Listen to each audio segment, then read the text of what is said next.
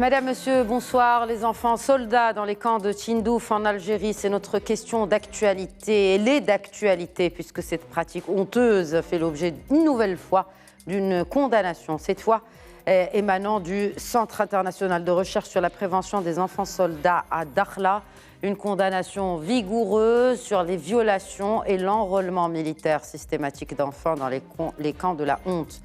Dans un communiqué publié vendredi, le centre met en garde contre la poursuite, je cite, du recrutement qui affecte l'enfance des camps de Tindouf sous parrainage algérien, et ce au milieu d'un silence assourdissant de la part de la communauté internationale. Car force est de constater que ces violations des droits basiques des enfants ne fait pas trop réagir. Et ce n'est pas par méconnaissance du dossier, puisque cette situation a été maintes fois dénoncée au sein même des Nations Unies par le représentant permanent du Maroc à l'ONU, Omar Hilal. Pourquoi, au-delà des réactions au Maroc, cela ne semble pas, en tout cas, émouvoir grand monde? Quel plaidoyer en faveur de la protection des enfants dans les camps de Tindouf? Et un fait intéressant à rappeler, lors de la visite de l'envoyé particulier du secrétaire général de l'ONU, Staffan de Mistura, dans les camps de Tindouf, eh bien, il y a eu la présence d'enfants soldats qui a été captée par les objectifs des photographes qui couvraient l'événement. On peut voir, on a flouté l'image de l'enfant, bien évidemment, par déontologie, mais on peut voir l'envoyé particulier du secrétaire général avec cet enfant à l'habit militaire. Qu'est-ce qu'il fait là? Aucune réaction de l'ONU depuis la publication de cette photo. Comment sensibiliser enfin efficacement afin d'éviter le basculement de ces enfants soldats dans le camp des terroristes? Une chose est sûre, la fin de cette violation est inhérente au respect de l'Algérie de la Convention relative aux droits de l'enfant. J'accueille pour le débat de ce soir l'expert en relations internationales et en géostratégie, Cherkaoui Loudani. Bonsoir et bienvenue. Bonsoir Madame Khadija et merci pour l'invitation. Marhaba. Bonsoir à notre ami Saoud. Et on ne le présente plus, colonel Hassan Saoud, expert en sécurité et en stratégie, est également avec nous ce soir pour le débat sur cet enrôlement des enfants dans les armées. Bonsoir, professeur Saoud et colonel Saoud, parce que vous avez la double casquette. Bonsoir Madame, merci pour l'invitation. Bonsoir à mon ami Cherkaoui également. Alors, avant de parler, parce que bon, le phénomène existe encore, il est mondial. Colonel Saoud, il y a ces chiffres, plus de 300 000 enfants soldats dans le monde. Ces chiffres sont d'un rapport de l'ONU qui date de janvier 2022. Mais il y a un détail, et qui n'est pas des moindres, c'est que l'essentiel de ces soldats, de ces enfants soldats, sont sur le sol que nous foulons, le sol africain. Oui, c'est un recensement qui est assez récent, où sont épinglés 20 pays sur à peu près 3 continents, l'Afrique, l'Asie, le Moyen-Orient et l'Amérique latine. Et malheureusement, 11 pays sont africains. Et autour de 42 000 recensés, même s'il y a des organisations qui parlent d'un chiffre noir. Chiffre noir, ça veut dire qu'il y a une grande différence entre ce qui est exprimé et la réalité sur le terrain, compte tenu de la conflictualité qu'il y a dans ce continent. Les enfants soldats, si vous permettez que je fasse un petit rebond dans l'histoire. Oui. Les enfants soldats, ça ne date pas d'aujourd'hui. Ça date depuis le Moyen-Âge. En France, par exemple, on recrutait des enfants de 7 et 9 ans pour être ce qu'on appelle, pour être chevalier. Et à 13 ans, vous êtes déjà écuyer. Et puis, avant 18 ans, vous êtes chevalier, vous pouvez vous participer à la guerre sur un entraînement. La guerre de sécession a été faite avec les enfants. Aux États-Unis. La guerre de sécession des États-Unis, la même chose. La Deuxième Guerre mondiale, évidemment. La jeunesse hitlérienne, la jeunesse de l'Armée rouge, et j'en passe. Et donc, ce n'est pas un phénomène nouveau, il est vieux comme le monde, sauf que c'est au XXe siècle, à la fin du qu'on s'est rendu compte de la gravité de ces phénomènes. Mais pourquoi dit-on un enfant soldat? Comme il est défini dans certains textes, c'est un garçon, une fille, un garçon de moins de 18 ans enrôlé, c'est-à-dire de manière contrainte. On dit aussi engagé volontaire. Et là, c'est là où on doit Parce qu'un mineur peut être engagé volontaire. Parce qu'un mineur est responsable de ses quand actes. vous n'avez pas le discernement, comment vous pouvez être volontaire? Et donc, il y a qui est dans un conflit, qui participe. On verra par la suite comment sont utilisés, si vous le permettez, ces jeunes. Mais je pense que c'est un phénomène qu'il faut prendre à bras-le-corps. Et notre sous-région est concernée. Malheureusement, on n'en entend pas parler, sauf aux Nations Unies. Et peut-être qu'on peut revenir sur l'Union africaine et son rôle dans cette problématique assez grave. Alors, la problématique est grave, d'autant plus que les zones de conflit sont encore très importantes sur le continent africain. Cheikh Kabil Oudani, il y a un autre élément, c'est l'enlèvement des enfants qui sont ensuite enrôlés en tant qu'enfants soldats. Oui, je vais poursuivre un petit peu l'analyse de notre ami Saoud, parce qu'aujourd'hui, nous sommes au 21e siècle. Donc aujourd'hui, la juridiction internationale est avancée. Donc aujourd'hui, il y a des lois internationales, des conventions internationales. Je parle par exemple de la convention relative aux droits des enfants. Je parle du protocole facultatif de la convention relative aux droits des enfants. Donc nous sommes dans un autre monde, dans un autre contexte, étant donné, comme vous l'avez bien souligné, aujourd'hui nous sommes dans une région et sous-région qui proie aux actions terroristes, qui connaît une éclosion sans précédent des groupes terroristes, notamment dans la bande sahélo-saharienne et dans l'Afrique de l'Ouest. N'oublions pas, tout le monde le sait aujourd'hui, qu'il y a une connexion, une collusion entre les milices séparatistes du Polisario avec des groupes terroristes comme l'État islamique au Grand Sahara. De fait, aujourd'hui, cet enrôlement des enfants soldats dans un conflit armé peut vraiment constituer, par exemple, demain après-demain, on va trouver des enfants soldats qui au service de la perception du califat, c'est-à-dire de Daesh. Et de fait, aujourd'hui, effectivement, n'oublions pas aujourd'hui aussi que ce qui se passe sur le territoire algérien va à l'encontre des résolutions du Conseil de sécurité des Nations Unies. Je parle de la résolution de 61 qui a condamné le recrutement des enfants soldats dans des conflits armés. Je parle aussi de la résolution 1314 de 2000 qui a souligné la nécessité d'arrêter et même de poursuivre les acteurs et même les États qui va à l'encontre de cette résolution. Je parle aussi de la résolution 16-2 de 2005 qui a mis en place tout un mécanisme de surveillance et aussi de rapport sur les enfants et les conflits armés. Et donc je pense aujourd'hui, donc cette juridiction, cet ensemble de résolutions du Conseil de sécurité des Nations Unies, n'oublions pas aussi qu'il y avait une dernière résolution en 2008 du Conseil de sécurité des Nations Unies qui souligne la nécessité de poursuivre donc, ces acteurs, ces milices, ces acteurs armés qui sont imbriqués dans des conflits, donc de les poursuivre dans l'accord pénal international. Donc aujourd'hui, donc, le monde émouvoir effectivement, est-ce qu'il n'y a pas une perception à l'échelle internationale de regarder cette région autrement? Et évidemment, parce que la menace sécuritaire, il persiste, avec l'enrôlement des enfants soldats dans un conflit armé par des milices du Polisario, d'ailleurs sous la tutelle de l'Algérie, parce que l'Algérie, elle est aussi, donc on peut comprendre pourquoi l'Algérie refuse d'appliquer les résolutions du Conseil de sécurité des Nations Unies, à savoir la résolution 12, je me rappelle, 2540, 2514, 2556, qui demande un recensement. Donc on ne connaît pas en fait même l'origine de ces enfants soldats enrôlés dans les camps de Tindouf. Voilà. On ne sait pas d'où ils viennent. Voilà. Est-ce qu'ils sont nés sur les camps de Tindouf? Est-ce qu'ils ont été ramenés d'autres contrées, comme c'est le cas pour plusieurs miliciens d'ailleurs, qui font partie de la milice du Polisario? Donc en gros, on n'est même pas sûr de l'origine de ces jeunes en tenue militaire et qui sont loin des 18 ans et ça se voit sur leur corps. Non, c'est pourquoi la communauté internationale persiste sur l'importance de recenser donc, ces personnes qui sont emprisonnées sur le territoire algérien. Parce que je pense aujourd'hui, étant donné la situation actuelle, étant donné maintenant l'insécurité qui règne dans la région, la sous-région, c'est une bombe à explosion. Parce que recruter des enfants soldats, au lieu de les mettre dans une école, de vivre dans la dignité et dans la responsabilité et les éduquer pour être donc des enfants capables d'assumer leurs responsabilités, donc on les enrôle dans des conflits armés. Donc c'est-à-dire que ces enfants-là sont potentiellement, dans 10 ans, 15 ans, pourraient être des mercenaires ou bien des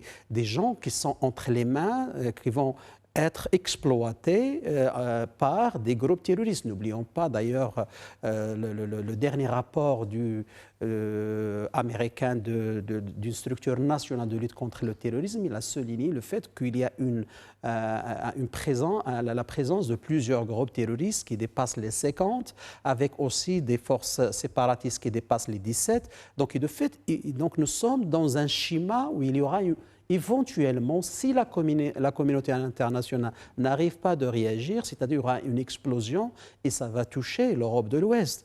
Il ne faut pas oublier le détournement des aides humanitaires qui a été épinglé encore une fois, qui n'a pas été réglé. Oui. Donc, de fait, aujourd'hui, effectivement, est-ce que ces enfants soldats sont nés dans les camps? Je ne pense pas. Donc, parce que vu que l'Algérie refuse systématiquement et catégoriquement le recensement, c'est-à-dire elle cache quelque chose qui se passe donc, sur ces territoires dans le sud.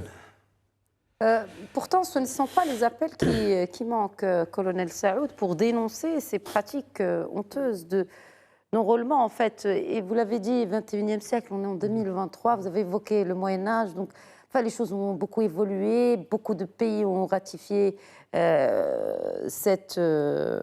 ces engagements vis-à-vis de l'ONU, vis-à-vis de la communauté internationale, mais il y a encore ces exactions qui sont commises au vu et au su de tous. Et quand je dis au vu et au su de tous, je fais référence aussi à cette photo où une grande personnalité onusienne s'est fait prendre en photo, peut-être à son insu certainement, mais aux côtés d'un enfant ou d'un mineur en tenue militaire. Juste pour cette photo-là, je suis désolé de dire que le porte-parole du secrétaire général des Nations Unies, au moment où on lui posait la question sur la présence, il a dit que M. de Mistura n'a rien vu. Et c'est dommage parce qu'il a traversé tout un peloton de jeunes en armes. Pour ces enfants-là, je pense qu'il faut remonter à leurs parents et à leurs grands-parents. Parce qu'au moment où ils ont été abrités à Tindouf, les dirigeants du Polisario ont fait des ratissages immenses chez les Touaregs, en Mauritanie, au Niger, pour rassembler ces gens-là. Et c'est pour cela qu'ils ne veulent pas de recensement, parce qu'il y a une traçabilité et il y a les documents laissés par l'Espagne. Donc, on a beau parler, ces enfants-là, quand bien même ils sont nés à Tindouf, c'est leurs parents qui nous intéressent.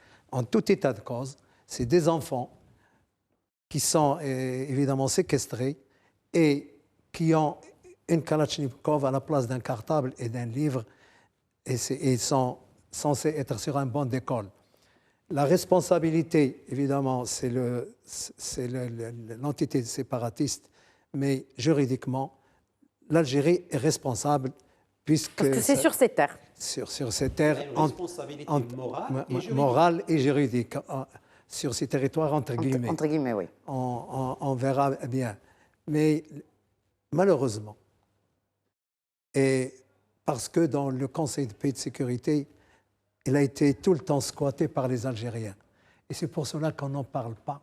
Je n'ai pas trouvé de documents qui dénoncent nommément les entités qui utilisent les enfants soldats.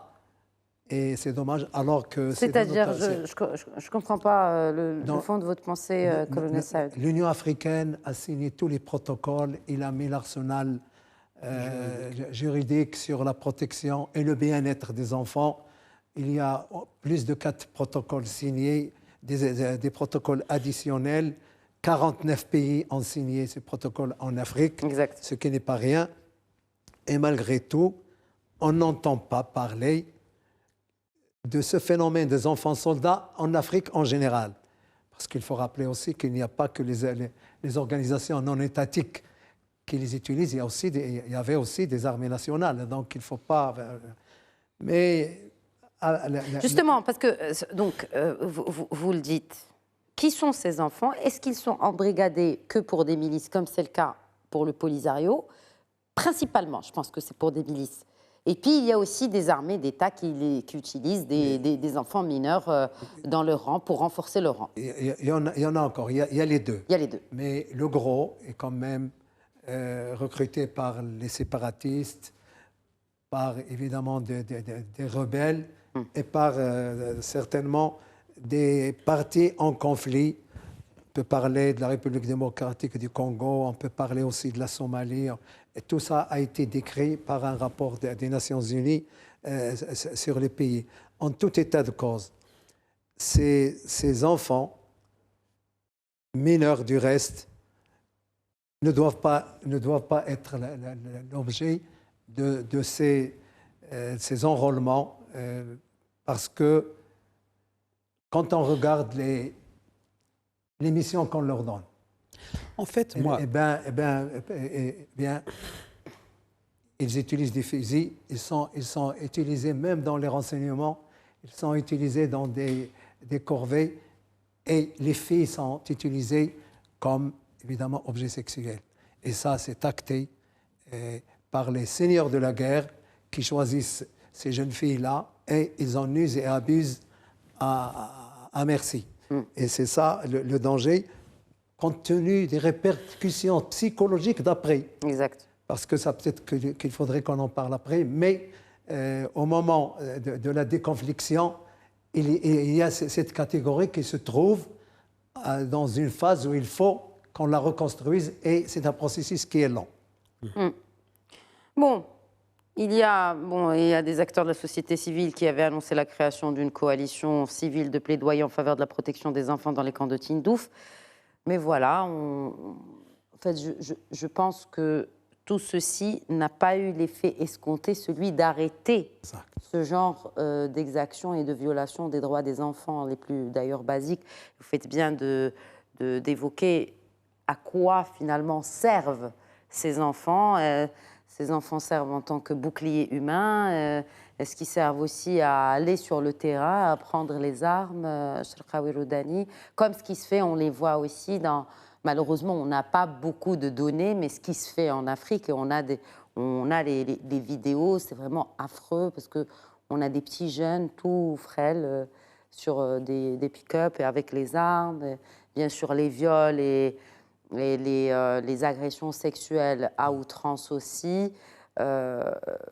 En quoi sont-ils l'objet et l'outil et l'arme, notamment dans les camps de Tindouf aujourd'hui? En fait, outre le fait qu'ils sont enrôlés dans des conflits armés, qu'on a les milices du Polisario avec l'Algérie, la responsabilité morale et juridique de l'Algérie de soustraire ces enfants de leur parcours ordinaire, c'est-à-dire l'éducation, l'école, machin. Mais je pense que le problème est le plus grave.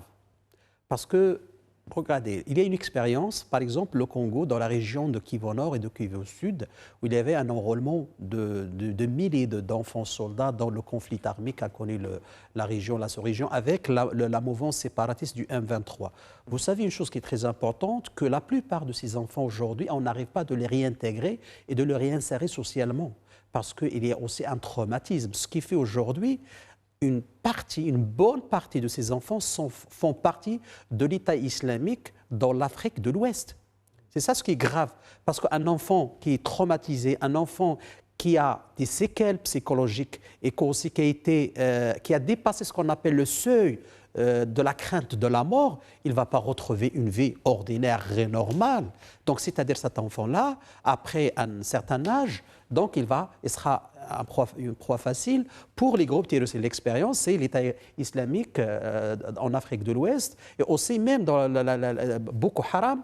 Boko Haram aussi, il a enrôlé des enfants soldats qui étaient impliqués dans la guerre, par exemple, séparatiste qu'a connu le Niger dans la région de Mandoré. Donc, de fait, aujourd'hui, ce qui est grave et ce qui est vraiment menaçant, c'est que ces enfants soldats, demain ou après-demain, seront une proie facile pour les groupes terroristes. Je parle de l'État islamique au Grand Sahara. Donc, comment ils peuvent-ils basculer? Parce que moi, j'ai posé la question dans mon édito.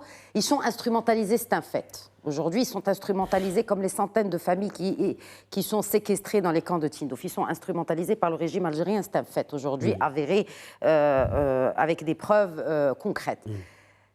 Comment ces mêmes enfants qui sont instrumentalisés par un régime, par un État, peuvent basculer du côté des terroristes et des groupes terroristes qui évoluent justement dans cette région sahélo-saharienne? Un enfant soldat enrôlé dans un conflit armé, dont il ne connaît ni les raisons ni les conséquences, c'est un enfant qui est capable de basculer facilement avec une entité qui est capable de lui donner de l'argent et de lui ouvrir la porte. Parce qu'ils n'ont rien, en fait, ils n'ont pas de service basique. Il n'y a pas d'école, il n'y a pas de système de santé, il n'y a pas d'accompagnement tout court. Enfin, ils sont un peu livrés à eux-mêmes. Ça fait partie des causes. Voilà, c'est cela. Voilà. Donc, de fait, aujourd'hui, lorsqu'on voit combien des éléments du Polisario, d'ailleurs, Adnan Abouli Sahraoui, qui était le chef de l'État islamique au Grand Sahara, ou même les éléments du Polisario qui sont avec Adnan, avec par exemple, Ayad Al-Ghali, de soutien à l'islam et musulman, ou bien même de Amadou Koufa du Front Massina.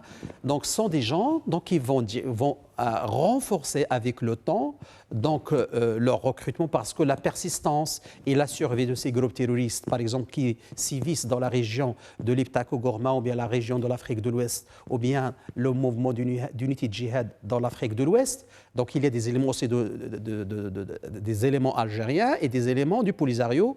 Donc, il y a dans le sillage des groupes terroristes, il y a du business, il y a de l'argent, donc il y a du trafic. Donc, ils auront besoin de recruter. Tout trafic confondu, c'est-à-dire là, on est en train de parler de traite d'êtres humains. Le trait humain, et aussi le trafic de drogue, trafic d'armes qui provient du sud de l'Algérie, aussi du sud de la Libye, aussi dans le nord du Tchad, dans les frontières entre le Burkina et le Niger. D'ailleurs, le Burkina, 40% du territoire de burkinabé, il est contrôlé par des groupes terroristes, où il y a aussi des enfants soldats qui sont enrôlés. Donc aujourd'hui, nous sommes dans un espace vaste qui fait peut-être 3 fois l'espace, le territoire français, donc où il y a donc, des zones, des vides géopolitiques où les groupes terroristes vont chercher d'accroître leur recrutement à travers ces enfants soldats qui ont été enrôlés par le Polisario, qui ont de l'expérience de l'armement, qui ont de l'expérience, comme je viens de dire, psychologiquement, ils ont dépassé le seuil de la mort, de la crainte de la mort, c'est-à-dire des potentiels mercenaires et des potentiels chefs terroristes. Donc c'est pourquoi aujourd'hui, d'ailleurs, nous avons de l'expérience partout dans le continent africain, au Sierra Leone. C'est pourquoi la communauté internationale, si vous vous rappelez, M. Saoud, la mise en place du tribunal spécial au Sierra Leone, c'était dans ce sens-là, parce que des enfants soldats qui pourraient basculer vers d'autres activités où ils deviennent des chefs ou bien des mercenaires. C'est arrivé, où ils ont monté dans l'escalier de la délinquance et ils sont devenus des chefs miliciens. Parce qu'il y a cette agressivité qui s'installe chez eux, d'où le problème justement de la réintégration après la démobilisation. Mais si on Ils peuvent être démobilisés. Est-ce qu'ils ont le choix? Est-ce qu'ils peuvent sortir de cet engrenage un jour? Ça, c'est l'affaire des organisations internationales. Et il y a des exemples qui ont été faits en République démocratique du Congo, au Sierra Leone, qui a quand même fait un travail de réinsertion, parce qu'il y a toute une stratégie de lutte contre ces chocs traumatiques. Parce que vous savez, vous êtes à un âge fragile. Et comme l'a dit M. Sharqawi, l'endoctrinement est facile. Ils sont très réceptifs. C'est pour cela que les entités terroristes recrutent dans ces jeunes-là, ou dans les centres pour réfugiés et dans les centres de déplacés. Valeur aujourd'hui, ils sont encore là. En ce qui concerne l'Algérie, mais il y a des prédicateurs à Tindouf eh bien, les enfants sont soumis à un matraquage confessionnel, radical et radicalisé très important. Et il y a une formation à l'usage des armes pour ces jeunes-là, déscolarisés pour eux. Qu'est-ce qu'ils vont faire après? Qui les forme? Ben, c'est les dirigeants du Polisario par des instructeurs dédiés à cette formation-là, aussi bien professionnels. Ce sont des instructeurs algériens, ce sont des instructeurs du Polisario. Il y en a du Polisario, mais tout l'encadrement à Tindouf est algérien. Le grand encadrement est algérien, tout le monde le sait. Ils sont et on ne peut plus militaire. Hein. Mais c'est un régime des militaires. Donc, ces enfants déscolarisés qui n'ont pas d'autres issues que de tomber dans la violence et certainement de rejoindre, et ils ont déjà rejoint à un certain âge, les entités terroristes, notamment l'État islamique et même Al-Qaïda. Donc je pense qu'il y a urgence que l'Union africaine se penche sur ce problème pour désigner les entités qui... Oui, mais bon... Mais déjà, la résolution 1882 de 2009, il l'a souligné, il a mis l'accent sur... Là, on parle de résolution onusienne, il y en a eu beaucoup. La résolution du Conseil de sécurité. Du Conseil de sécurité. Des Nations Unies. Oui, mais voilà, donc résolution onusienne. Mais quand bien même, ce que je veux dire, c'est que vous parlez de l'Union africaine, là, il y a même l'ONU. C'est-à-dire que... oui, mais absolument. Il y a des résolutions qui sont votées, mais qui ne servent à rien. Oui, tout à fait. Mais pourquoi vous interpellez l'Union africaine en connaissant, bien évidemment, tout le c'est-à-dire on connaît un peu ce qui peut ressortir, je n'ai pas envie de dire le marasme, mais en tout cas l'inaction de cette entité par rapport aux Nations Unies. Oui, mais madame, ni les Nations Unies, ni l'Union africaine ne peuvent avoir une décision ferme s'il n'y a pas de condamnation concernant ceux qui sont la cause de ces recrutements d'enfants.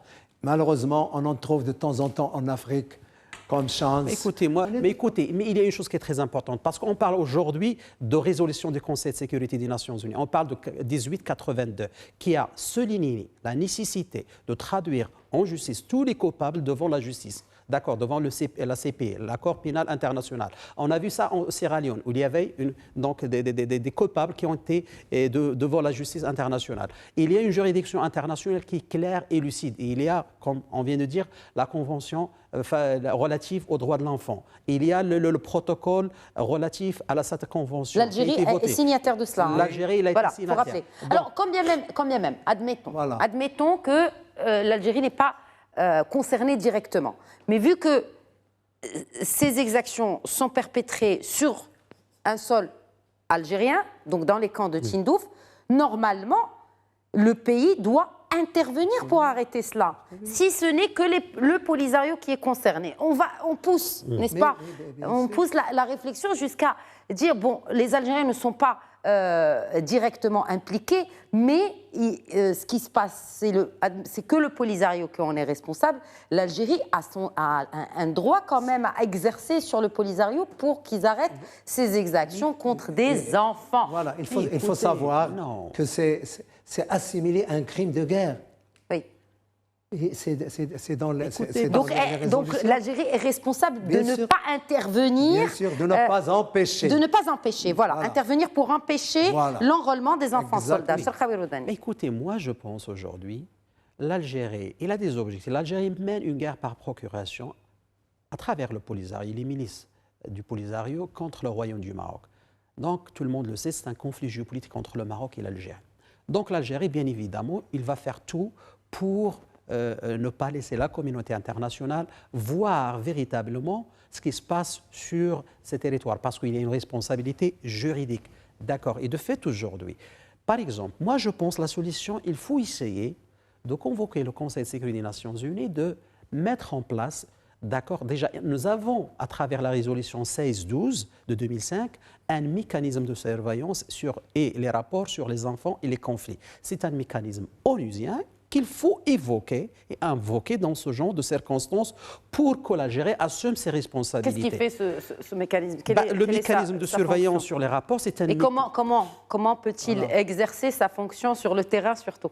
Écoute, si l'Algérie refuse tout recensement, déjà, comment vont-ils accepter d'accueillir un mécanisme pour justement recenser les enfants soldats? Écoutez, nous sommes dans un monde où il est géré par le droit et par les lois. Oui. Donc je pense aujourd'hui l'Algérie doit se mettre à la façon de voir les choses à l'échelle des Nations Unies. Quand même, la communauté internationale, elle est guidée, elle est gérée dans ses conflictualités, dans ses antagonismes, par les mécanismes qui ont été mis en place par les Nations Unies, par le Conseil de sécurité des Nations Unies. Sinon, donc, pourquoi on va chercher à chaque fois de sortir ou bien de faire évoquer des résolutions? Donc, c'est-à-dire aujourd'hui que ce mécanisme, il faut des envoyés spéciaux, d'accord? On l'a vu au Sierra Leone, on l'a vu dans le Congo, on l'a vu même dans certains pays comme la Somalie. Donc, il faut envoyer des envoyés spéciaux, des envoyés des Nations Unies pour... D'ailleurs, la première chose, il faut recenser. De quoi s'agit-il, comme il disait le général Vos? De quoi s'agit-il? Qu'est-ce qui se passe dans ces territoires? Notamment que c'est une zone tampon avec une zone où il y a où sévissent des groupes terroristes. Donc, de fait, aujourd'hui, moi, je pense qu'il y a aussi quelque chose qu'on doit analyser. Pourquoi maintenant les séparatistes, les milices du Polisario sont dans une perspective d'enrôler les enfants soldats dans ce conflit? Parce qu'en fait, s'il te plaît, mon cher ami, parce qu'en fait, moi je pense, il me semble qu'il y a un refus total des adultes de s'engager dans ce conflit. Le monde aujourd'hui, les gens qui sont séquestrés, ils ont dit basta à l'Algérie. Arrêtez s'il vous plaît. On ne peut pas. Oui, mais ils ne peuvent pas bouger parce qu'il y a aussi le droit élémentaire de déplacement ou de circulation, pardon. La liberté de circulation est aussi un droit qui n'existe pas dans les camps de Tindouf. D'ailleurs. Donc adultes comme enfants d'ailleurs. Oui, tout à fait. Donc c'est pourquoi c'est qu'ils ne peuvent pas bouger en fait. Même s'ils sont des adultes consentants et majeurs et vaccinés comme on dit. Bon, vaccinés c'est une autre histoire.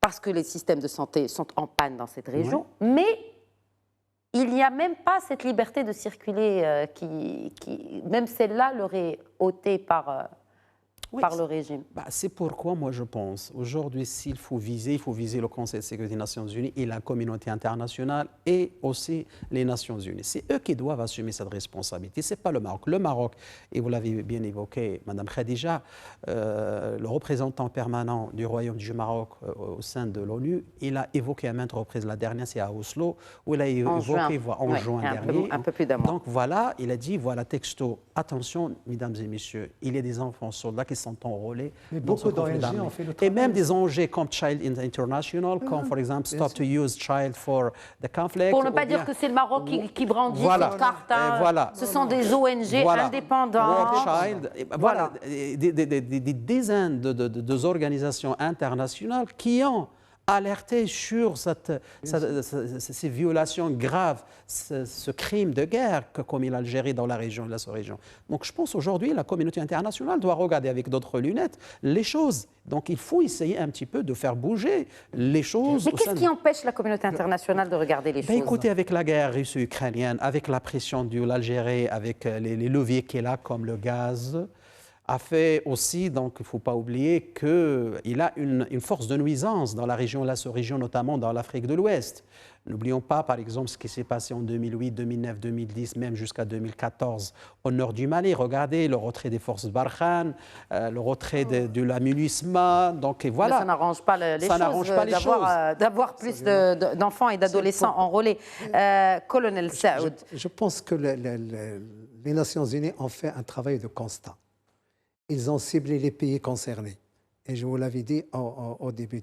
Je l'ai dit, Afghanistan, République centrafricaine, République démocratique du Congo, RDC, Irak, oui. Liban, territoire palestinien, Libye, Mali, Birmanie, Somalie, Soudan du Sud, Soudan, Syrie, Yémen, Colombie, Inde, Nigeria, Pakistan, Philippines et Thaïlande. C'est dit. C'est les mesures de contrainte et de jugement qu'il faut mettre en valeur. C'est ça qu'il faut mettre à exécution. Une fois qu'on a identifié, et je vais vous dire plus, on a identifié même les seigneurs de la guerre qui utilisent ces enfants soldats, un peu partout dans le monde. Il reste à ce que la justice internationale marche. Il faut la mettre, elle est en place, mais en Afrique, on a condamné 2 ou 3. Depuis Taylor, on n'a pas condamné beaucoup de monde.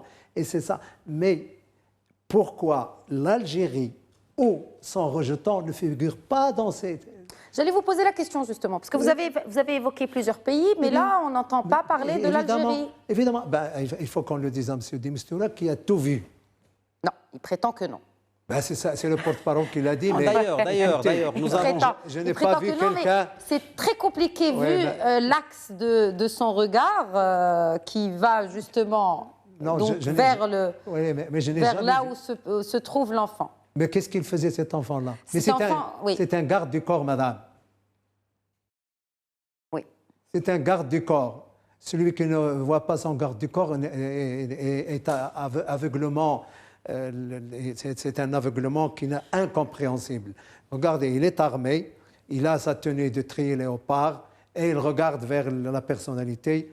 Je ne sais pas ce qu'il fait là-bas, mais c'est pour dire que les enfants sont là. Ça, c'est une image qui doit donner à réfléchir à la communauté internationale et à la communauté africaine qui semble ne pas regarder de ce côté-là. Quel avenir pour ces enfants? On a parlé de l'aspect juridique, on a parlé de l'aspect géopolitique, sécuritaire bien évidemment, mais humainement.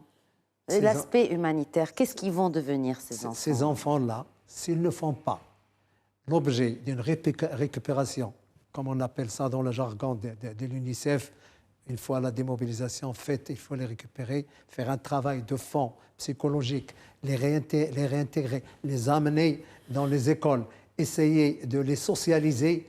Je pense qu'ils continueront. Ils vont alimenter les entités terroristes, ils vont alimenter des rébellions et ils vont, à l'avenir, est-ce qu'on ne leur souhaite pas, devenir des chefs des miliciens. On les voit maintenant dans les parages de Tindouf en train de faire de l'orpaillage. Alors, juste une question. Donc, avant, dans le passé, le Polisario, bien sûr, appuyé par l'Algérie, envoyait une partie, ou en tout cas une partie de la jeunesse, faire leurs études dans des pays d'Amérique latine, notamment à Cuba. C'est plus le cas aujourd'hui? Je pense qu'il y en a de moins en moins, mais il y en a toujours. Sauf que Cuba peut-être va évoluer, mais il y a... Non, juste entre parenthèses, ce n'est pas pour faire des études, mais normalement, il faut apprendre ce qu'on appelle les tactiques de la guérilla. Ce n'est pas des études à Cuba. Parce pour ça, je mets études peut-être entre guillemets, vous faites bien de préciser. Ce sont des études, mais des études qui sont, c'était la deuxième partie de ma question, ce sont des études aussi qui ne sont pas très éloignées du militaire. Du militaire, non, normalement, c'est des tactiques de la guérilla, parce qu'on sait très bien depuis très longtemps. Mais c'est fini, c'est terminé avec Cuba maintenant. Maintenant, il y a l'Iran. Donc, il y a l'Iran maintenant qui commence un petit peu à recruter et à former donc, ces enfants soldats dans des structures bien établies. D'ailleurs, il ne faut pas demain... Donc, on va avoir comme un espèce de Hezbollah. Oui, c'est le Hezbollah. C'est un peu la même technique. C'est la même technique. Voilà. Donc, aujourd'hui, effectivement, auparavant, nous avons vu, par exemple, beaucoup de soldats enfants à Cuba, à la Havana ou bien d'autres régions lointaines de la Havana. Mais c'était pour étudier ce qu'on appelle les tactiques de la guérilla interarmée. C'est une guerre asymétrique où il y a des enfants. Parce que, bon, vous savez, on ne va pas rentrer dans la psychologie de la guerre. Mais les fils des dirigeants des Polisario font des études. Des études, mais ils sont en Espagne. En Espagne, il y en a même qui ont ouvert des cliniques en Colombie. En Colombie, effectivement. Des fils de mais dirigeants. Bon, c'est des fils d'eux. Ça, c'est autre chose. Et ça, c'est encore plus malheureux. Absolument. Parce que ce ne sont pas des fils d'eux qu'on voit ici. Non, non. Les fils des dirigeants sont en Espagne. Moi, je les considère des Algériens parce qu'ils sont partis avec un passeport algérien. Un passeport algérien, tout à fait. Ce sont des Algériens. Mais ces enfants-là, c'est autre chose. C'est des avions spéciaux qui décollent et attirés directement dans des zones un petit peu secrètes. Mais c'est des pauvres qu'on a. Donc, de fait, aujourd'hui, la dimension, moi, ce qui est très, très important aujourd'hui, c'est que aujourd'hui, avec la cécité de la communauté internationale, avec cette manière de regarder les choses et cette immobilisme, il faut le dire, l'immobilisme de la communauté internationale, moi, je pense que le problème va s'aggraver, surtout dans l'Afrique subsaharienne du Sahel. Attendez un petit peu dans peu de temps, peut-être quelques mois, dans quelques années, il y aura des groupes terroristes qui vont écloser davantage, qui vont émerger un peu à droite à gauche. Voilà. Donc, c'est-à-dire aujourd'hui, avec le départ de la MINUSMA, c'est ça. Le départ de la MINUSMA, il y a un vide géopolitique maintenant dans la région et toute la région, avec une dizaine, une quinzaine de groupes terroristes, et avec même certains mouvements séparatistes. Donc, je pense aujourd'hui, le problème, c'est que ces enfants soldats vont devenir les enfants du califat, les enfants d'une coagulation. Et on n'a pas pu les recenser. Et on ne sait pas combien ils sont. Parce que voilà. Ceux qui sont dans les entités terroristes, comme disait Sharqawi, n'ont pu être recensés. On a recensé ceux qui sont dans les rébellions, ceux qui sont mais ceux qui sont enrôlés de force dans les villages conquis ou dans les centres... Ils sont kidnappés, ce que je disais tout à l'heure, on ne sait pas combien. Par exemple, dans le nord du Bénin, dans la région du Golfe de Guinée, il y a le groupe de l'État islamique au Grand Sahara. Dans l'origine, dans la construction, il est une construction algérienne. C'est une construction algérienne, il faut le dire. Tout le monde le sait que le GCPC, la GA, tout ça. Et après, on a vu Drokdal qui était un ami de Adnan Abouli Sahraoui. Après, on a recruté Ayad El-Ghali pour mettre en place le soutien islamique musulman. Fromassina, Amadou Koufa, c'est l'ami de Ayad El-Ghali, qui est ami aussi de Jamal Oukacha. Jamal Oukacha, c'est un Algérien. Bon, en fait, c'est tout un réseau. Hein. La région, il est mini. C'est une galaxie des hommes qui sont au service d'une vision opérationnelle pour déstabiliser la région, la sous-région. Donc, de fait, ces enfants soldats, demain après-demain, ils deviendront des seigneurs de guerre. C'est-à-dire qu'il ne va pas écouter la communauté internationale, il ne va pas écouter l'ONU. Mais qu'est-ce que peut faire l'ONU? Qu'est-ce que peut faire la communauté internationale concrètement? Condamner l'Algérie, quand bien même l'Algérie est condamnée par une résolution. Pas maintenant. Hein. L'Algérie n'a jamais été condamnée sur ce sujet-là. Sur ce sujet-là, non. Alors, admettons si...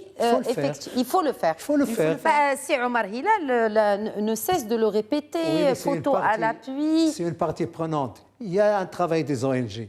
Il y a certains instituts qui ont attiré l'attention sur ce fait-là. Il faut que la communauté internationale aussi, l'ONU, elle cède d'ONG et d'instituts. Il les fait travailler, l'Organisation des Nations Unies. Il y a de la production, qu'on l'exploite et puis qu'on se dise il faut arrêter. Les enfants soldats, on n'est plus dans le Moyen-Âge. Il faut que l'enfant soit à l'école, puis peut-être dans un centre professionnel, puis un emploi. D'ailleurs, l'Algérie commet une infraction importante sur ce qu'ils appellent, entre guillemets, les réfugiés. Après un certain moment, il faut les intégrer à l'emploi, il faut les intégrer. C'est ça ce que prévoit le HCR. Regardez l'UNCF, combien il attire l'attention des Nations Unies, et c'est la seule qui fait beaucoup plus de bruit que les autres. Il faut le dire. Non, il y a une chose aussi très importante. Le droit international humanitaire, il est là, à Tindouf, il est transgressé de manière flagrante et de manière très visible. C'est ça le problème. Oui, mais il y a eu aussi, ils ont été épinglés aussi sur le détournement des aides. Oui. Si la communauté internationale... Et là, la communauté internationale, elle approuve. C'est-à-dire qu'elle dit, oui, effectivement, des aides ont été... C'est l'OLAF. Oui, c'est l'OLAF, absolument. Si la communauté par ailleurs, on diminue l'aide. Si la communauté internationale n'arrive pas à réagir sur des questions qui sont substantielles, qui humanisent, qui sont essentialistes pour des enfants, c'est-à-dire que cette communauté internationale, ou bien les Nations Unies, ils n'ont plus de place d'exister. Donc tu ne peux pas légiférer, tu ne peux pas parler d'une guerre, ou bien tu n'as plus la crédibilité en tant qu'aux Nations Unies. D'accord, si tu n'arrives pas à réagir, que ton envoyé spécial se fait filmer dans une image qui est le miroir d'une idéologie, d'accord, avec un enfant soldat enrôlé, d'accord, par des groupes armés. Et je ne sais pas ce que vous vous rappelez de le kidnapping du Nigeria par la mouvance de Boko Haram, où la femme, le First Lady des États-Unis, dans le temps, c'était Madame Obama qui a réagi. D'accord. Et tout d'un coup, la communauté internationale s'est mobilisée. Elle dit, écoutez, le kidnapping de 12 filles de l'école, mais ça c'est pareil, c'est la même chose. Donc on kidnappe des enfants, on les séquestre, d'accord, on les torture psychologiquement, on les endoctrine pour qu'ils prennent, ou bien qu'ils intègrent un conflit, bon, je ne sais pas, ou peut-être même des groupes terroristes. Donc je pense qu'aujourd'hui, la communauté internationale, il y a des résolutions. Il y a 120 ONG quand même qui ont dénoncé. Ouais. 120 organisations non gouvernementales, ce n'est pas le Maroc, 120 organisations non gouvernementales ont dénoncé les pratiques du Polisario dans l'enrôlement des enfants soldats. 120. Beaucoup de think tanks, madame. Moi, ce qui me fait rigoler, madame, j'ai vu les principes des Nations Unies. Nous, peuple du monde, nous sommes résolus à préserver les générations futures du fléau de la guerre. Ça, ils sont en train de... Oui, les générations futures sont dans la guerre. Ils sont partie prenante. Les générations futures, c'est celles-là. Oui. C'est ces générations-là. Regardez comment ils sont... Oui, et c'est malheureux parce que c'est en Afrique aussi que ça se passe beaucoup. Et oui. Vous savez, nous sommes notre continent est le recordman du monde dans le terrorisme, la piraterie, la cybercriminalité, la criminalité transnationale organisée et dans l'enrôlement des enfants. Regardez ce triste record. Multi-record. Mais bon, effectivement, vous avez bien fait finalement. Je reviens à ce que vous disiez. L'Union africaine est appelée à réagir. Aux abonnés absents.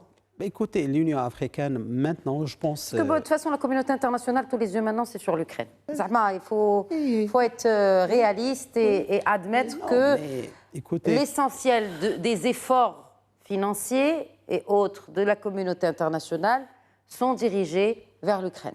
Et justement, parce que nous avons un organisme qui est important en Union africaine, c'est le Conseil des affaires politiques, paix et sécurité. Et c'est son rôle.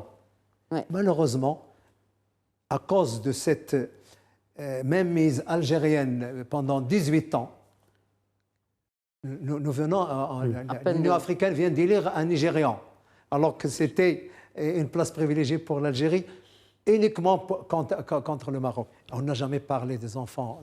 Oui, certainement pas. Mais on ne peut pas être jugé parti. Absolument. Écoutez, moi, je pense aujourd'hui... Un dernier mot pour clore le débat. Oui, moi, je pense aujourd'hui, il faut essayer que la communauté internationale, même avec les organisations internationales, je ne sais pas ce que vous vous rappelez d'un film de Leonardo DiCaprio, Blood Diamond, sur la question en Sierra Leone. Donc, moi, je pense que c'est un film qui évoque vraiment l'enrôlement des enfants soldats dans... Moi, je pense que c'est la même situation aujourd'hui. Aux États-Unis, il faut travailler cette question-là, une question qui est très, très importante parce que l'opinion publique en France, en Espagne, aux États-Unis, il est très important qu'ils sachent, d'accord, ce qui se passe dans ces camps et ce qui vit ces enfants-là, ces enfants soldats qui sont enrôlés dans des choses qui pourraient impacter le devenir même du continent africain. Exact. Comme on vient de dire, donc aujourd'hui, il faut le dire, demain après-demain, ces enfants-là deviendront des enfants du khalifa, donc émergence d'un groupe terroriste plus important que l'État. Mais il faut agir avant qu'il ne soit trop tard, parce que le plaidoyer doit se faire maintenant. Et pas après, quand ils deviennent des terroristes. C'est à ce moment-là qu'on fait effectivement des fictions qui sont plus vraies que la réalité sur ces ex-enfants soldats qui deviennent des chefs de guerre terroristes. Voilà, il faut que l'Algérie aussi assume ses responsabilités morales et juridiques. Je pense que l'Union africaine doit sortir de sa timidité, désigner ceux qui utilisent des enfants dans les guerres et dans les conflits, les nommer et prendre les mesures juridiques nécessaires. L'Union africaine ne fait pas le travail. Pour plusieurs raisons. Merci, colonel Hassan Saoud, et je pense que ça mériterait un débat. Absolument. Merci. Sur justement la responsabilité, les responsabilités et les devoirs et les actions que peuvent aussi entreprendre des institutions aussi importantes que l'Union africaine. Quand même, on parle de 54 pays, donc il a son poids, elle a son poids sur la scène internationale, cette Union africaine. C'est le quart de l'humanité. Exact. Pourvu que cet appel soit entendu. Merci beaucoup, Cheikh Khawaridani. Je vous en prie, madame. Merci beaucoup. Merci à vous de nous avoir suivis pour votre fidélité à Questions d'Actu et à Média TV. Très bonne soirée à tous.